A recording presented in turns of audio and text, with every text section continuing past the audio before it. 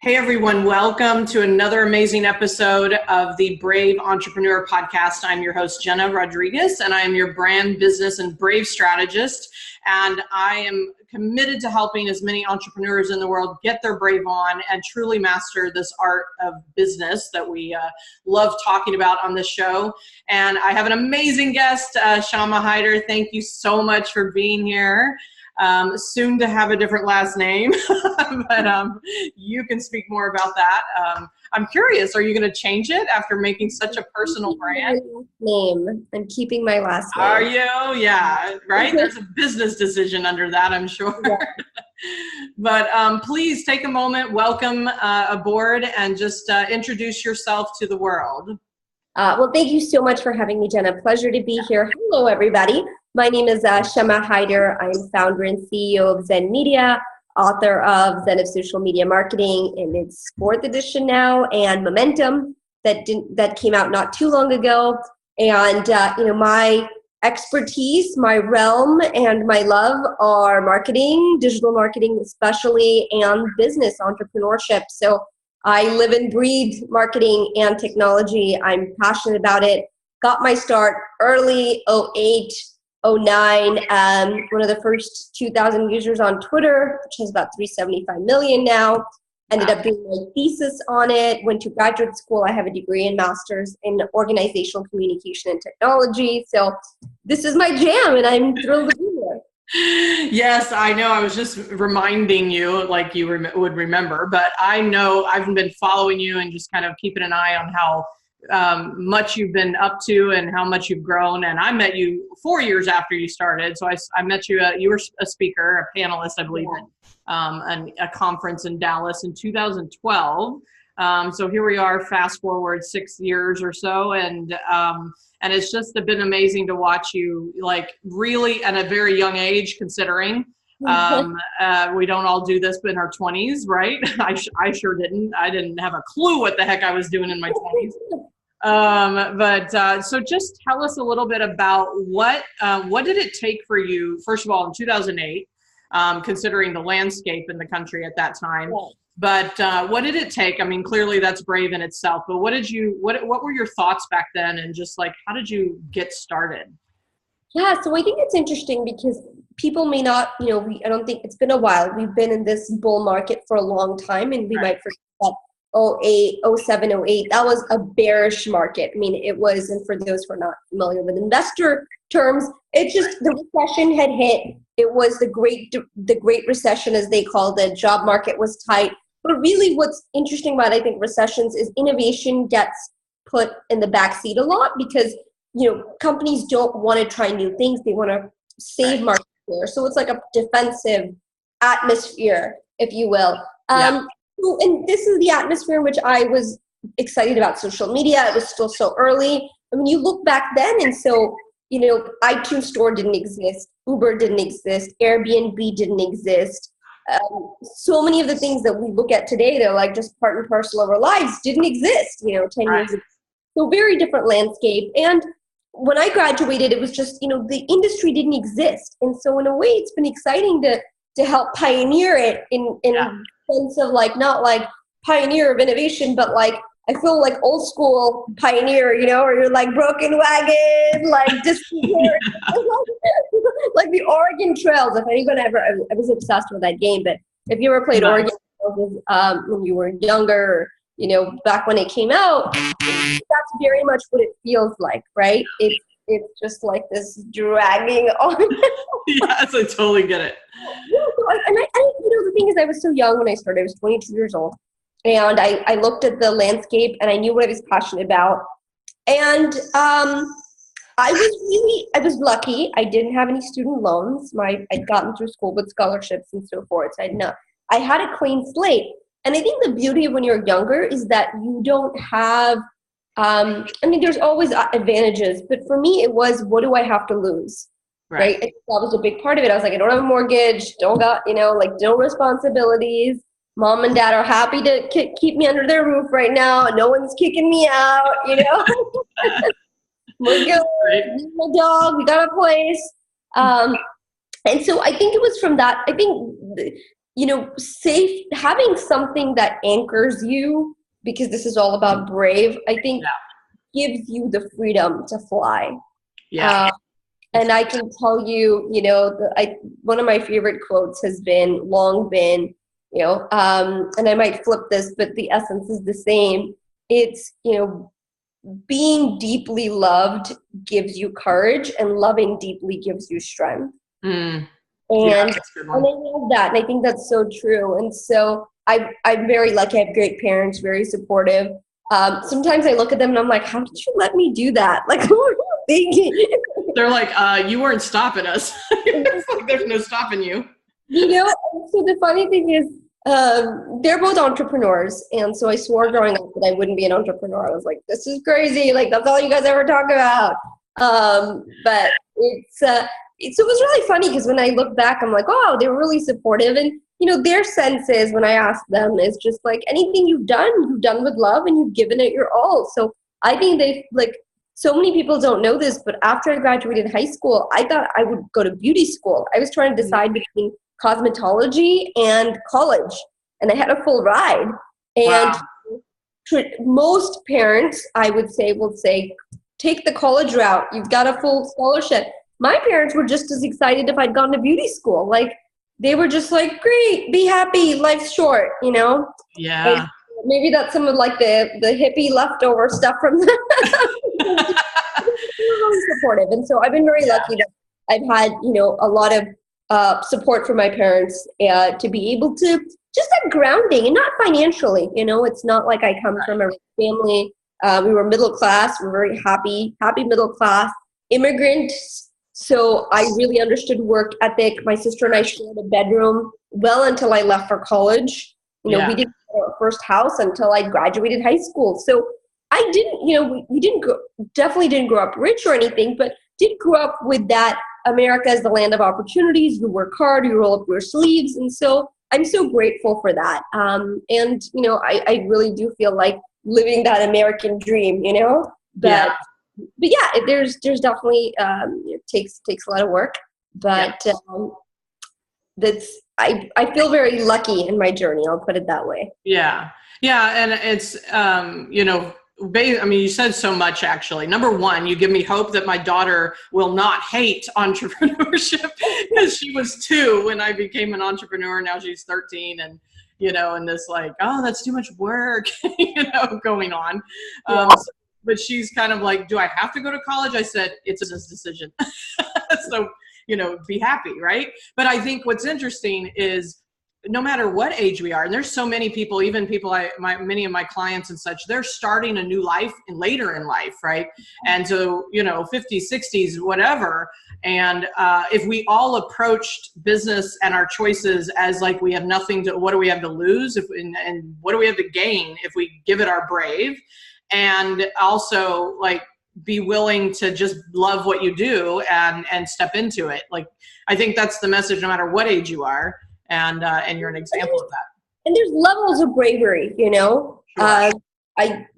The level of bravery at 20, which is like more doable, right? When you have nothing to lose. When you're older, it may not be a sudden, like, drop everything and start a business. It may be more gradual, and that's okay. Like, I think that's the other thing is, brave is so personal. What is brave to someone can be really timid for another. Like, it's hard because it's so easy to compare ourselves to someone else, but our journey not the same. Like, for some people, like, let's say someone has agoraphobia, like, where they're scared to leave their house. Right. Taking a step outside, getting to the mailbox takes a lot of bravery. And for most people, like, that's an everyday thing, right? So you can't compare. I think you have to see, like, what makes sense for you. And I think you have to come from a place of acceptance. Like, I've always been, I would say, a brave person, quote unquote. Like, I would use that, but it shows that it manifests itself in different ways too. Like, in certain areas of life, I'm a lot more braver than I am with others. Like, parents generally tend to be a lot more careful with their children, like, there's a reason they're not as brave. Right.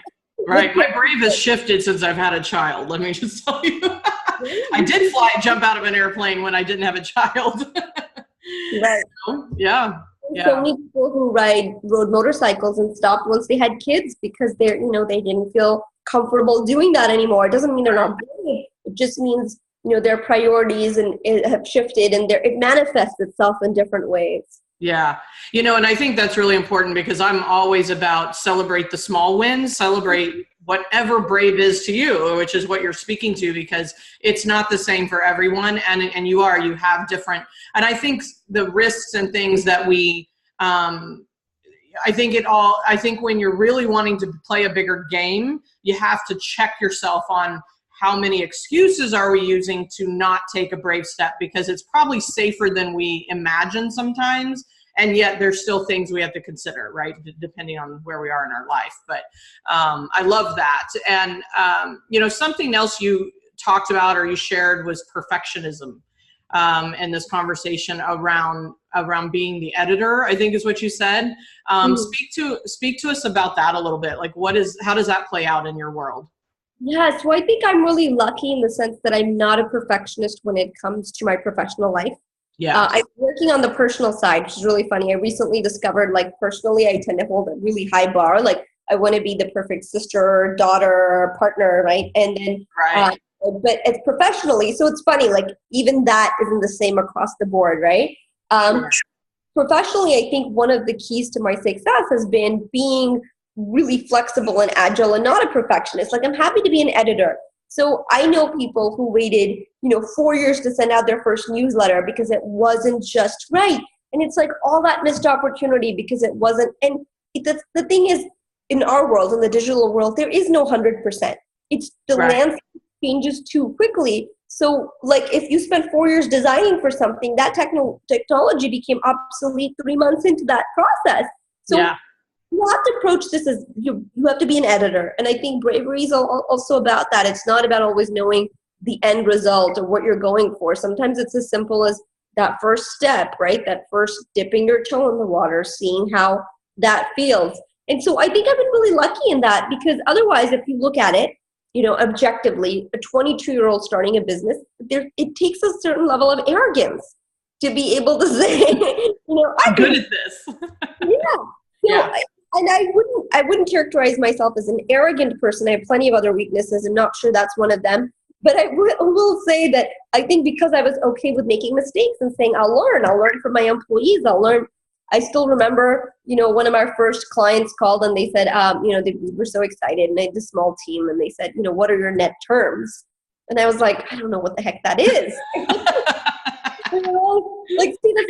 I didn't start out as a business person in marketing. I started out as a marketing, marketing. And so I was sharing my knowledge and passion and so forth.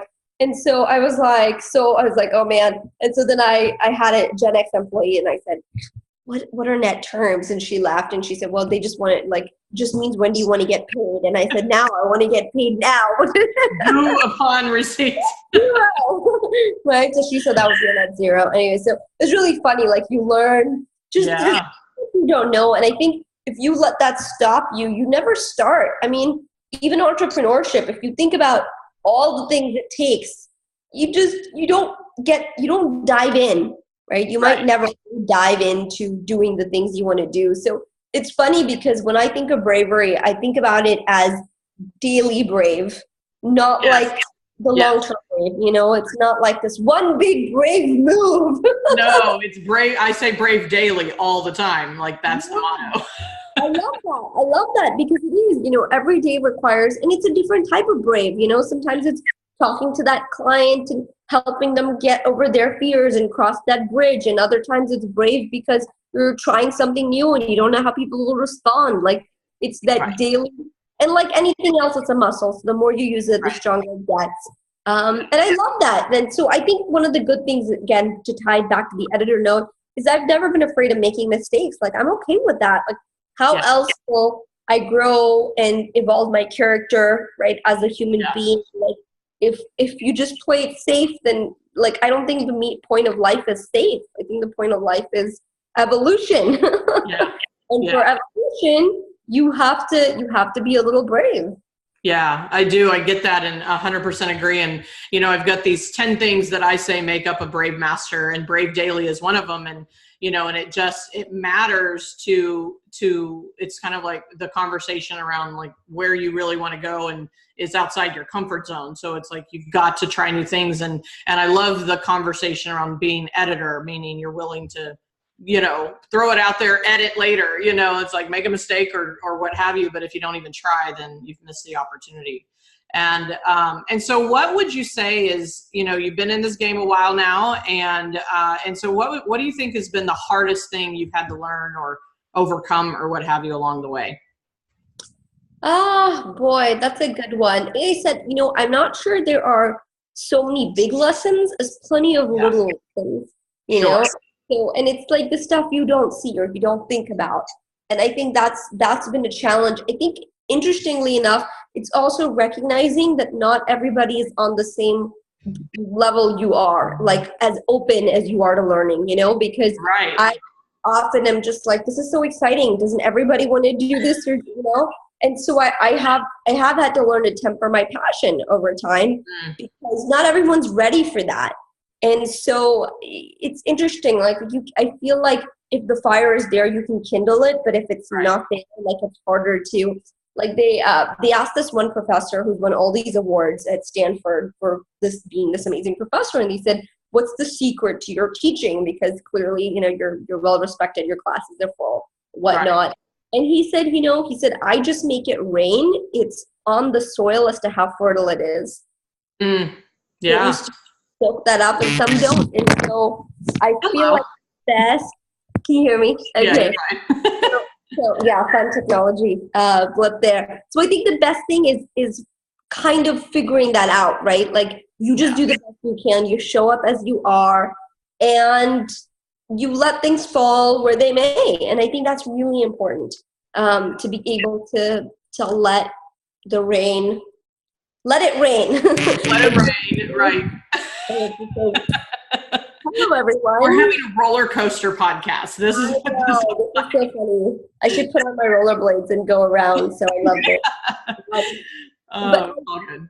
So I think that's it. So I think part of it was realizing that not everyone is where I am. Like my journey might be a little bit different, and that's okay because I'm like a stereotypical Briggs Myers ENFJ, where I'm all about like drag people with me, where like I'm, if I try something, my first inclination is to share it with the people I love. Like it's just, and I realized, but you can't do that because not everyone's ready or wants that or. So I think that's interesting to be able to say, like, some paths you have to walk alone, and that's okay.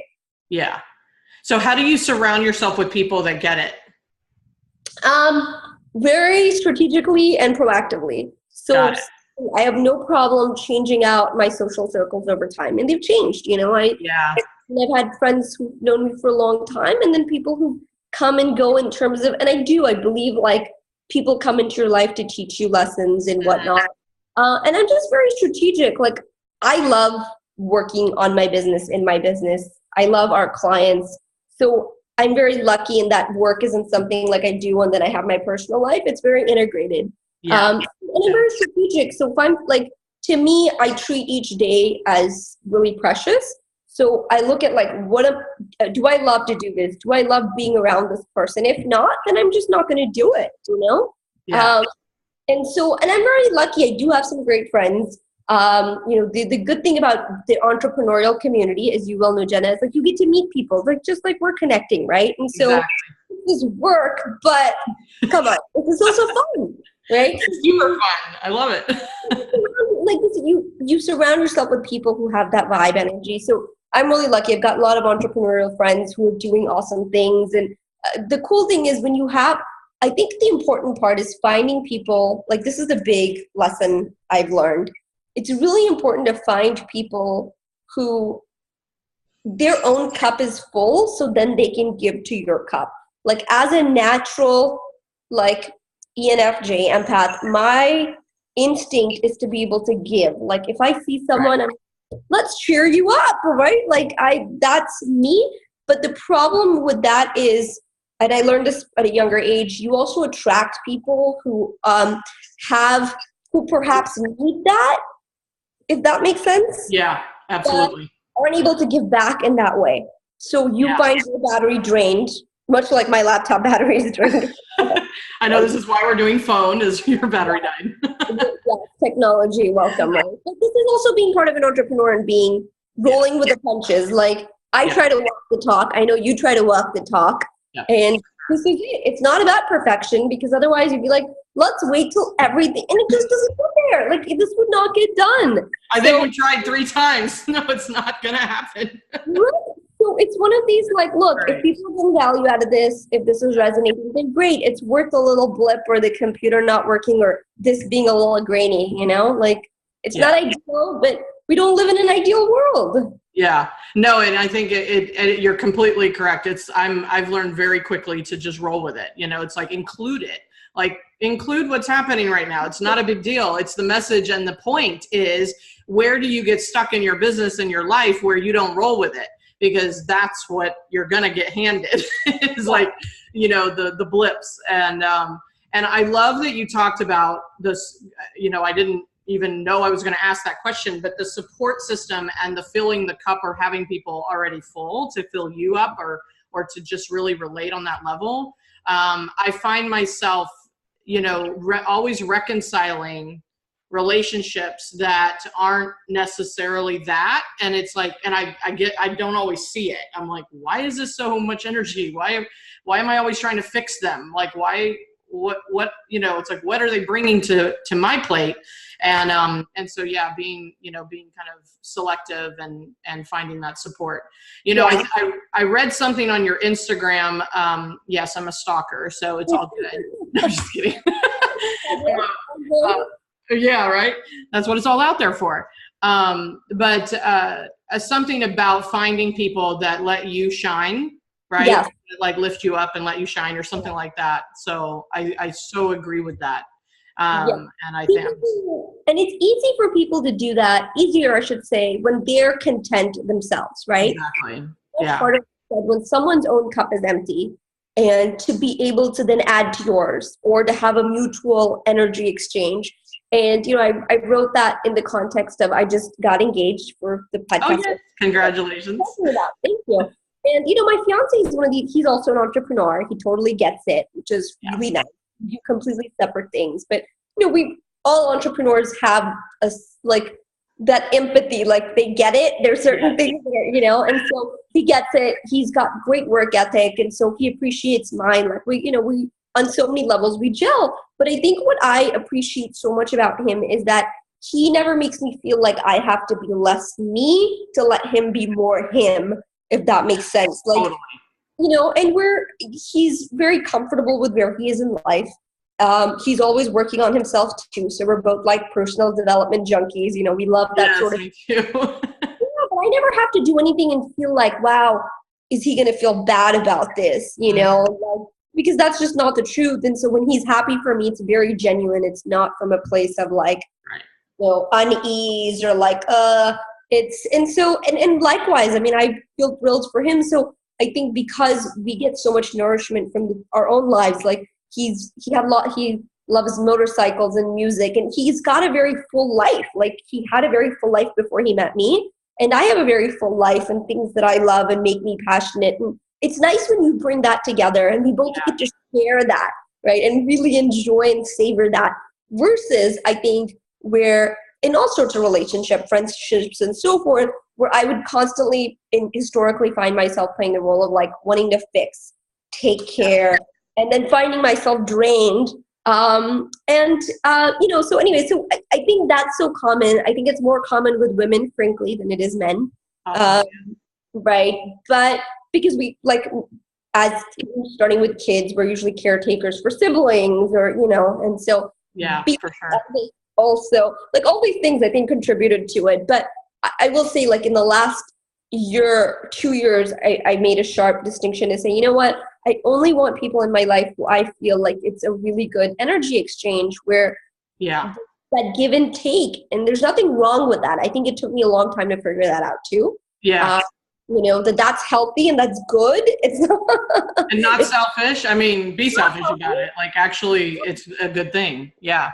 and so I think these things are important. And like I said, when you have these things, they do make you braver, right? They allow you to show up.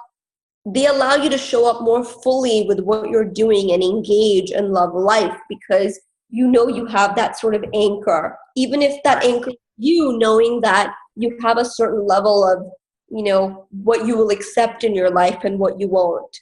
Yeah. I love that conversation showed up, because I think, we've touched on so many different levels of just, there's business brave, but there's this personal aspect, because business and personal are so intertwined when you're an entrepreneur. You're like me. I'm like, I don't stop thinking business. Like, I go to sleep, I wake up. I'm like, it's just part of who I am.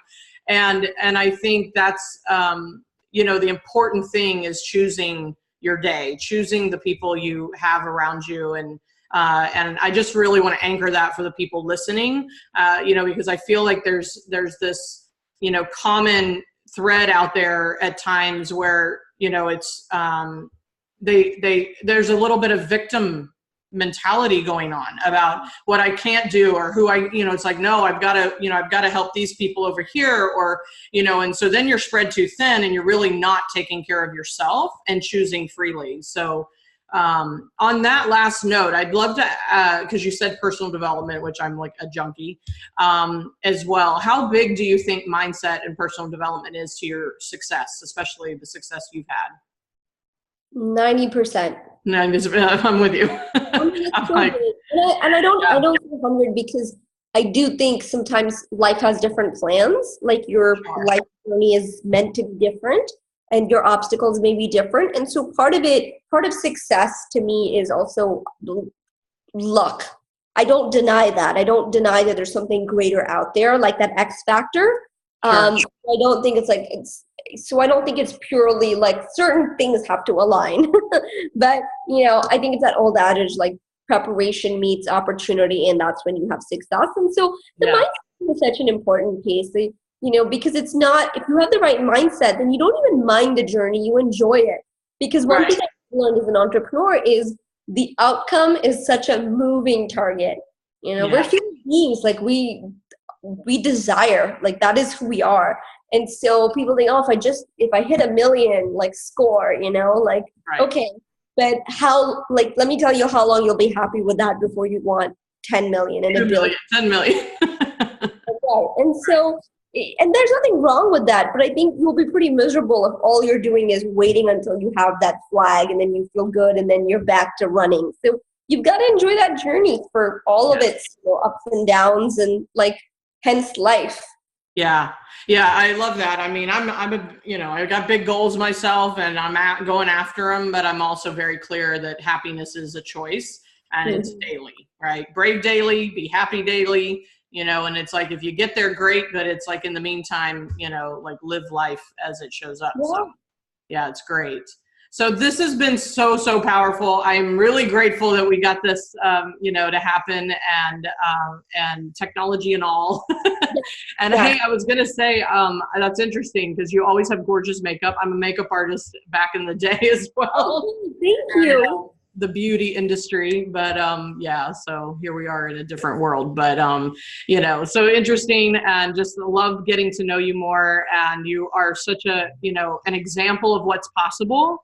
And I just really congratulate you on your success. So 2 more questions. One, what is the next brave thing that you have coming up for you? So I would say my new personal life is going to be pretty brave. Yeah. And I'm moving states, anyways, all these things. So I think on the personal front, that's going to require a different level of bravery. So. Congratulations on that. That's a good answer. Good answer. And then real quick, I'm going to ask the second question, but I want to first tell everybody that they can connect with you at your website, right? shamahyder.com. Is that the best way? Yep. And all your social media, of course. So just want to plug that, and you've got a new book or a recent book up there as well on that page. So make sure, what's it called? Momentum? Momentum. Mm-hmm. Yeah, love that title, actually. Mm-hmm. So please check that out if you're listening, watching. And so the final question as we kind of close out is, if this was your very last interview ever, Okay. and you really wanted to say something to the world and to the people listening, what would that message be? Be graceful in your lows and be grateful for your highs. Ah, that's beautiful. I love it.